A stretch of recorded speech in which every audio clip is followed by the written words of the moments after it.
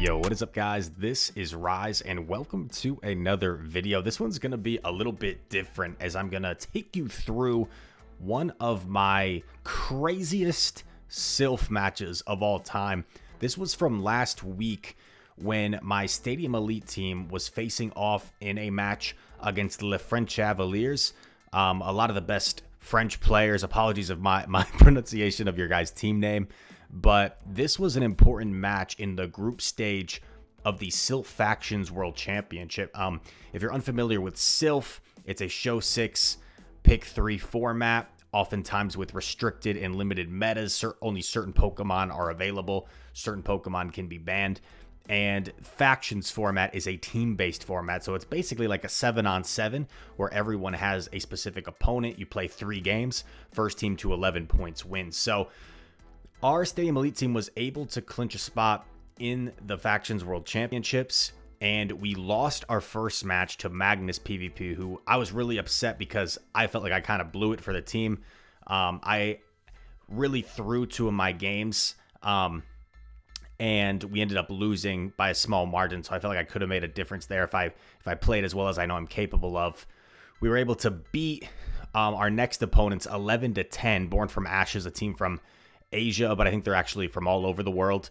And I had a 3-0 there, so I was very happy with that. And then we needed to win this match against Le French Cavaliers to go to the knockout stages. So, that said, this meta was the Echo Field. It's a bit of a more complex meta, I'd say, because your first 2 slots have to be from a couple of Sylph metas from the past. Your next 2 slots have to be from a couple of Sylph metas from the past, and the same thing with your 4th and 5th slots. So, or your 5th and 6th. And then I want to get into the banning too much because I don't want to throw too much information at you guys that are just used to GBL content. But you guys are smart, and basically, it was rather than a normal show 6 pick 3, it was a show 8 ban 2 pick 3. So you look at your opponent's team of 8 that they put together and have to come up with, okay, what do I ban? And I noticed that OTK42, my opponent, a lot of his teams were really soft to Mawile, which is something I wouldn't typically bring, but I almost brought it as ban bait. Because if you look at his team, right, Venusaur, Sandslash, Skarmory, and Umbreon all really soft to Mawile. So from his perspective, right, let's say I ban like Tapu Fini, suddenly Mawile looks really dangerous for his team. So I thought Mawile might get banned. And I thought Mandibuzz would get banned, to be honest, because I thought my Mandibuzz looked pretty good if it avoided like Tapu and Slash. So I tend to look at what I think my opponent's going to ban and then decide what I'm going to ban rather than just ban what I think opens up. Because if you simply just say, oh, he only has 1 counter to my Wigglytuff, I'm going to ban the Steel type. And then they ban Wigglytuff, then your whole strategy is kind of out the window. So I always look at what I think my opponent's going to ban first in these situations and then ban. So I thought he was going to ban like Mawile Mandibuzz potentially. He ended up going with Tapu Mawile, which surprised me a bit. But I decided to ban Venusaur because if he banned like Sandslash Mandibuzz or like Sandslash Mawile, Venusaur kind of goes crazy against my team. And then DD is pretty safe all around. I don't have a hard check to DD. So rather than just have to deal with that DD safe swap, I decided to ban it. Intro getting kind of long here, but we're going to get into the battles. And basically, I thought my opponent had maybe a slightly advantageous matchup here because his Umbreon and his Sandslash are relatively unchecked. His Umbreon doesn't have a hard counter, in my opinion. And then the Sandslash is only really checked by like Regirock, and that's not even that hard of a check. So I thought this was going to be difficult. However, despite my opponent having 2 unchecked Pokemon, my own Unovan Stunfisk is quite safe, and my own Pelipper is quite safe. And here's where we get to the fun spot, is I'm going to go through these battles at normal speed and kind of break them down. But there was no need for Hurricane, in my opinion, on my Pelipper. And that's another thing with these factions matches. You can look at your opponent's team, decide your moveset. The only place I would need Hurricane would be against the Tapu Fini. And I didn't think the Tapu Fini was all that great against my team because, like, Venusaur looks pretty solid. Unova Stunfisk is coming. You're kind of just hoping to align Tapu with Reggie, Rock, or Mandibuzz. And even those Pokemon can at least fight back. They're not, like, completely walled. So we actually go with Hydro Pump Pelipper, and we'll see if that pays dividends. Because from my perspective, I'm expecting Umbreon and Sandslash every game, and a potential Hydro Pump nuke to surprise my opponent could be quite beneficial.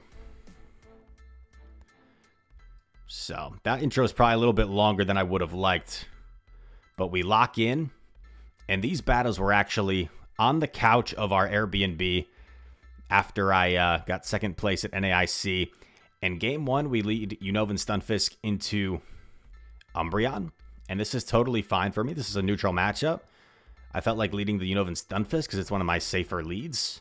There's nothing I'm really going to like get hard checked against in the lead here. So we're just going to go straight for Mud Bombs. Mud Bomb is more efficient ever since the Mud Bomb buff. And yeah, a bit of a slower matchup here. So I can even fast forward just a bit as we trade Mud Bombs and foul plays. But I'm already thinking about what could be in the back. And I know there's potentially a Sandslash back there. So I have to be cognizant of that. I also think switch is important, right? Because if I lose switch advantage and there ends up being a Vigoroth in the back, that is bad news for me. I can't afford to let my Sandslash get lined up against the Vigoroth. So I really want to win this lead matchup if possible. Mud Bomb coming through. And my opponent actually gives up switch advantage, which I think plays into my favor. Not sure what he was trying to lure out exactly. But I'm able to come in here with Pelipper. I was a tad bit slow on the swap. A tad bit slow, so I'm going to let this first body slam go through. Now my opponent's going to get to a second body slam here, and you're going to see me shield it up to preserve some health on my Pelipper, and I'm going to overfarm quite a bit. Let's see if I do 4 or 5. I do 1, 2, 3, 4, and then I throw. So I could have done one more to CMP, but I think I was just being a little extra cautious in case I missed one on my counts. And I actually grab a shield, which surprised me. So this is interesting. I am now going to shield, and if I can wing attack down in 5, I can fully farm down this Vigoroth. 1, 2, 3, 4, 5. We come out with a Hydro Pump. And here, we go for it. And from my opponent's perspective, right, there's no reason to shield. There's no reason to shield a Weather Ball. But bang! Hydro Pump does massive damage through the shield. And we go for the Shadow Claw down here. Drill Run should not quite knock us out. And if we hadn't landed that Hydro Pump through the shield, this could have been a little bit dicey. You're also probably noticing the moveset on my Sandslash. And this probably wasn't as necessary. But once again, if you look at his team, I'm pretty much drill running everything. And I thought having like a Blizzard surprise could be kind of nice in certain scenarios. And we've got a tiny bit of health on both of our Pokemon. I thought Pelipper should be able to wing attack down into wing attacks here. And we're almost at the Weather Ball against that low health Sandslash, which is dry. And we take a game 1 win thanks mostly to landing that Hydro Pump through the shield. That was pretty massive for us. Peli God flapping away. So game 1, strategy works pretty well. And one other thing about this matchup is I wasn't too worried about Skarmory. Like, it's pretty tough for our opponent to bring Skarmory, right? We've got Unova Stunfisk, hard check. Sandslash, hard check. Regirock, hard check. So we've got 3 hard checks, 2 neutral matchups that might be slightly favorable for Skarm. with Pelipper and Mandibuzz. Mandibuzz is actually pretty neutral. And then Venusaur, of course. So it's got like 1 good matchup and 3 bad matchups. So I kind of didn't expect Skarmory to come. And even if it did, right, with this line I'm locking in, Ufisk, Pelipper, Venusaur, I know that Pelipper would lure out a Skarmory or a Sandslash. So that's kind of the strategy here. Pelipper is going to probably lure out the Sandslash, and then Venusaur can wreak havoc in the back. And when I was playing this game, I was next to 2 of my teammates, Shadow Brady and House Stark.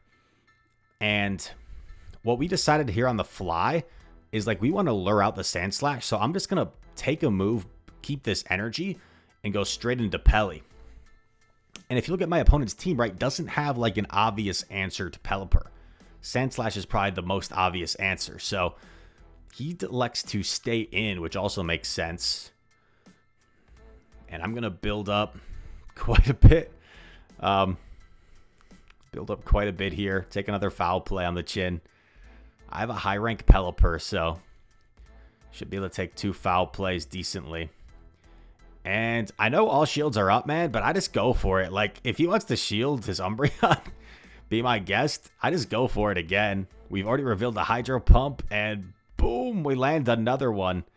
Then he swaps into Slash. Smart, but me getting off this Weather Ball and having those Mud Bombs loaded on my Unova Stunfisk are going to be pretty useful here.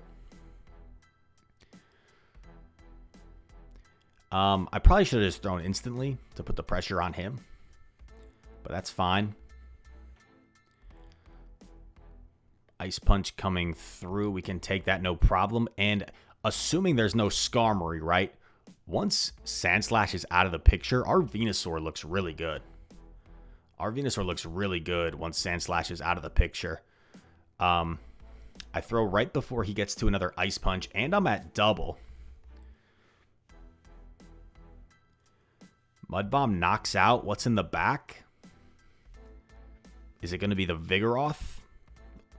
Same team potentially from our opponent as game 1. It is the Vigoroth. Questionable decision here. Might have been better just to swap immediately, because if he doesn't shield this, which he doesn't, like how much good does that really do for me? But then we reveal the Venusaur, and this is the 3rd Pokemon you're going to see has an obscure moveset. Because if you look at my opponent's team, what do I really need Sludge Bomb for? Vigoroth, I would Frenzy. Skarmory, in that horrible situation, I would Frenzy. Umbreon, I would Frenzy. Sandslash, I would Frenzy. Tapu, I would Frenzy. And Coffin, I would Frenzy. So there was no need for Sludge Bomb, so I figured might as well have the Solar Beam if I'm ever in a situation where I can only get to 1 move. But Frenzy is actually more efficient than Solar Beam.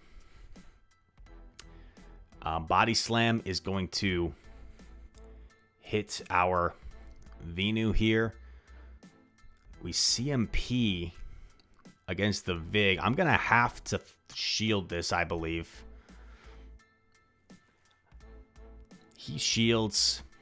I have to return this shield, but that Umbreon is still lurking there with some health. The Umbreon took a Hydro Pump to the face, but is still lurking. He combo plays, and here things get really dicey. This Umbreon, is it in Mud Bomb range? We're not quite sure. My teammates thought I needed to overfarm here. I think they thought Umbreon was dry, so I could have done 2 more Thunder Shocks. I wasn't sure, so I threw right here, and then just hoping maybe I can live the counters. I need to live 4 counters. Is there any way? 1, 2, 3... 4. Stunfisk with a sliver of health, able to get off the Mud Bomb. Just a ridiculous game there. Like a lot of luck in the end game to live those 4 counters, and we made it happen. Game number 3 now. I decide to lead the Venusaur, and we're met with worst case scenario Sandslash, but we actually had a strategy for this. So our opponent hadn't brought the Tapu Fini, so I was kind of calling that he wouldn't bring it again. And in the worst case scenario of Venusaur seeing a Sandslash lead, I would swap Mandibuzz And because the Sandslash had been revealed as Shadow Claw instead of Powder Snow, Mandibuzz can actually hold its own in this matchup. So if he stays in, I can potentially get a shield advantage here. And he elects to Ice Punch, and then we'll likely dip into something else, maybe Umbreon. So he Ice Punches, goes Umbreon, but like now the switch timers are misaligned. And this is kind of just being creative on the fly. And I think that's what this set was a great example of. Because a lot of people ask, and a lot of times you can be very calculated in this game. Like, what do you do? Chris, Rise, how do you play this matchup? How do you play the Azu Medicham matchup? Like, sometimes there's matchups you can try and just play the same, but a lot of times your switch timers are desynced. Things are awkward. There's like mixed amounts of health and energy, so sometimes you just got to be creative on the fly, and that's what we tried to do here. So we know our switch clocks are a little bit misaligned, so what I decide to do is build up as much as I can.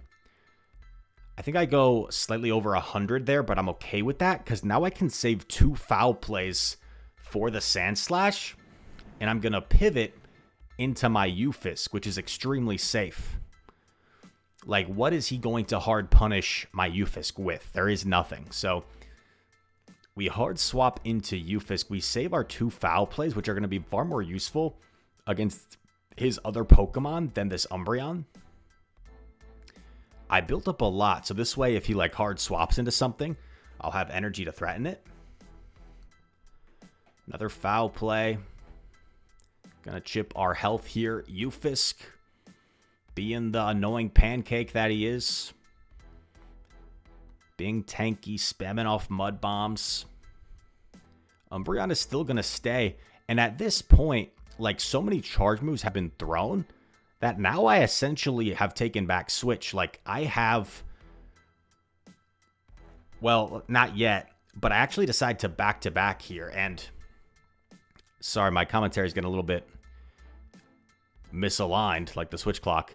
But I decide to back-to-back Mud Bomb here because I knew he had just reached the foul play. So rather than worry about good timing, I just make the call that he's going to throw right away. And I force him to make the decision of whether he wants to shield his Umbreon or not to get off this foul play. Mud Bomb knocks out Umbreon. What's he going to come in with now? It's the Vigoroth. And we've taken back Switch. And even though our Mandibuzz is extremely low, it has 2 foul plays for the opposing Sandslash. Mud Bomb chunking away. This is still awkward though, right? Because Vigoroth's still kind of healthy, still 2 shields. But I decided to put it all on the back of Venu and Mandibuzz here. So I'm going to come in with Venu. I'm very aware of the fact he's probably going to swap Sandslash at some point. And when he swaps, I swap. It's not always the case, especially in the early parts of the game. But in this case, when he swaps, I swap. I figure I have to take this Body Slam since moves from Sandslash are more threatening to me. He swaps, I swap. I'm already at 100 energy, so I throw the foul play. I have enough health here where I can do 1 and then throw. And I'm hoping I have enough health where he actually cannot fully farm me down. Do I potentially get a shield here? Another foul play coming through. I do get a shield. That's pretty big. And he's actually forced to throw. Another option for our opponent could have been like shield again or take it and farm all the way down. But then the Vine Whips probably would have started to threaten. We get off the Frenzy Plant here. There's still a Vigoroth lurking in the back, so this game is not over. Frenzy Plant draws the shield from Alolan Sandslash. We still have both of our shields. Probably going to have to double shield here.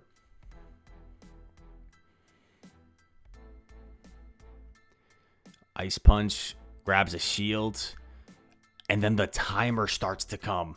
The timer starts to come. Less than 20 seconds in the game. We get off our Frenzy Plant here. It is going to be enough to knock out.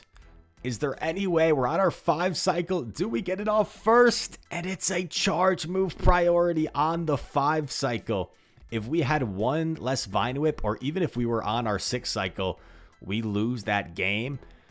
And a combination of luck, of dancing around, of creativity allows us to get the 3-0 sweep in our factions match, which did allow us to go on to the, which did help us. I think we had already clinched it at that point, but did help us to go to the round of 16, advance past the group stage, in which we did end up losing to the Delhi Darmanitans, a terrific Indian team, in a tough loss. And once again, I felt like I could have played a lot better in my matches against a player named Anish.